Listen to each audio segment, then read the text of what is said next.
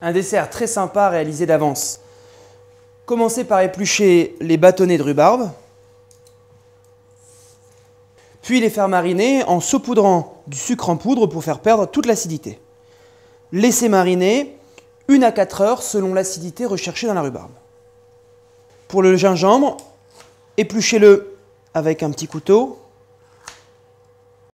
Une fois le gingembre épluché, coupez de fines tranches et terminez par de très fins bâtonnets. Pour assouplir et donner encore plus de goût à la rhubarbe, disposez les bâtonnets dans une casserole, ajoutez la julienne de gingembre, puis versez de l'eau à mi-hauteur, couvrir d'un aluminium et laisser cuire pendant 6 minutes à feu fort. Disposez ensuite les bâtons de rhubarbe dans l'assiette, jetez le jus de cuisson, puis coupez la rhubarbe en bâtonnets de 3 à 4 cm.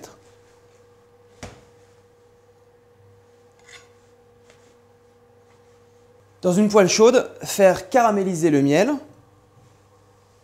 c'est-à-dire le faire bouillir pendant une petite minute, puis arroser les bâtonnets de rhubarbe de ce miel bouillant. Le miel est en train de mousser, j'arrose maintenant les bâtonnets de rhubarbe avec l'ensemble du miel, puis je réserve au frais pendant une demi-heure pour que ça refroidisse bien. Nous allons utiliser pour cette recette de la feuille de brique que vous trouvez dans tous les supermarchés. Il suffit de la décoller de son papier, puis de la couper en triangle. Pour ça, on coupe d'abord le cercle en deux, on superpose les deux moitiés et on en réalise 4 beaux triangles. Répétez cette opération avec 3 feuilles. Préchauffez le four à 200 degrés.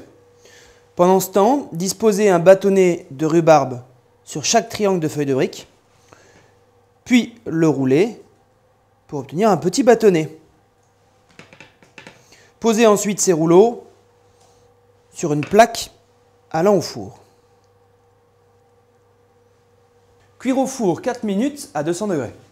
Une fois les bâtonnets cuits, saupoudrez au dernier moment de sucre glace, puis passez sous le grill du four pendant 1 à 2 minutes pour qu'ils deviennent extrêmement croustillants. Les voici bien croustillants. Disposez-les maintenant sur un joli petit plat. Il ne vous reste plus qu'une seule chose à faire, les picorer.